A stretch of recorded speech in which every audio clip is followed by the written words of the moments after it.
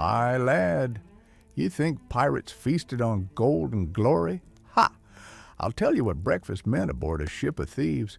It weren't silk tablecloths and roasted swans. No, no. It was mold, maggots, and misery. Yet somehow, we called it a feast, the harsh reality of pirate life at sea. Picture the deck of a pirate ship at dawn. The horizon blushes pink, the sea whispers low, and the men, weary and salt-bitten, stir from their damp hammocks. No rooster crows here, only the creak of old wood and the distant cry of gulls. They rise not for comfort, but for survival. The smell hits first, a foul mix of sweat, seawater, and decay. Beneath the deck, barrels of provisions lie waiting, if one can call them that. Bread? Aye, they had something like it. Hardtack, they called it. A biscuit so tough you could carve it into a bullet, made of flour, water, and a prayer, baked till near stone. Left weeks in damp holds, it turned green with mold or crawled with weevils. Some pirates tapped it on the table. If no bug fell out, they said it was safe to eat. Others would dip it in rum or seawater just to soften it enough to chew. The meat, salted beef or pork from long-ago ports, stank of brine and rot. Slices of it came crawling with maggots, but no man dared waste a meal. They'd boil it in the same water they washed their hands in, scrape off what they could, and swallow what remained. They didn't have ovens nor cooks with fine knives. Just one man, the cook, usually a wounded or half-blind sailor. Stirring a cauldron hung above an open flame, he'd ladle out slop from barrels, call it stew, and hope it didn't kill anyone. But the real spirit of a pirate morning? Rum. Rum wasn't a luxury, it was a necessity. It masked the taste of rot, numbed hunger, and cured despair. Sometimes they'd mix it with gunpowder, gunpowder, to prove courage before a raid, or simply to jolt their senses awake. It burned going down, but so did the sea life they led. That was breakfast, a ritual not of pleasure, but defiance. Every bite said, "We're still alive," and that, to a pirate, was enough. The menu of misery. What pirates actually ate now, lad, let's talk about the menu itself, if ye dare call it that. A pirate's pantry wasn't filled with fruit or cheese. It was a graveyard of spoiled dreams. Hardtack, the stone biscuit. Hardtack was the backbone of survival. It could last years if kept dry, but aboard a pirate ship, dry was a fantasy. Every crevice dripped with salt mist, and rats feasted freely. Pirates joked that their biscuits had more life than they did, wriggling or crawling, tiny white weevils burrowing in the cracks. Some men banged them on the deck to knock the bugs out. Others toasted them on a shovel over a flame, hoping to cook the vermin inside. When times were dire, they simply shut their eyes and bit down. Salted meat. The reeking ration, salted beef and pork, came from naval stores or stolen merchant ships. Cured in brine, soaked in salt until near petrified, pirates soaked it in rum or seawater to soften it, then boiled it into a greasy broth. But after months, salt drew out moisture, leaving a slab of rot. The stench could wake the dead.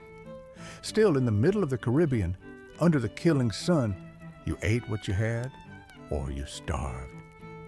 Peas, beans, and dry goods. Sometimes they had dried peas or beans, cheap, easy to store, and almost as bland as sand.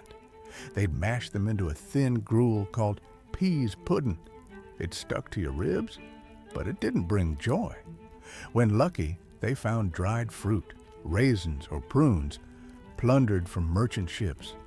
Those were treasures more prized than silver, for they brought sweetness and kept scurvy away.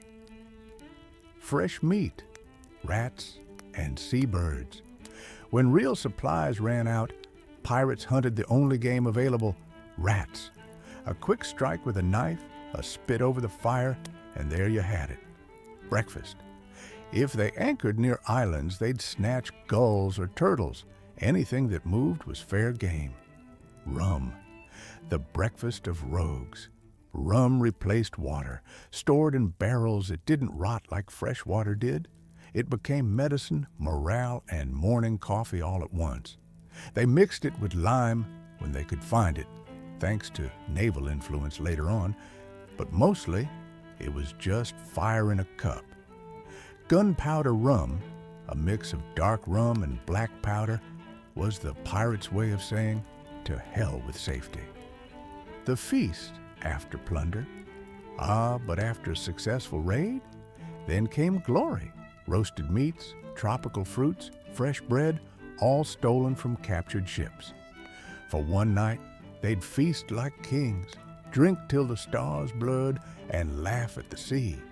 But come dawn, it was back to the biscuits and brine, myths, misery, and the spirit of the sea. Now hear me clear, lad. What ye see in the movies, them pirates gnawing on turkey legs and drinking wine by the barrel, all lies spun for silver screens. The truth smelled worse, tasted worse, and lived longer in the gut.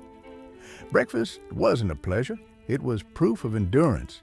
You see, every bite a pirate took, moldy biscuit, maggot meat, or rat stew, was a middle finger to the empires that hunted them.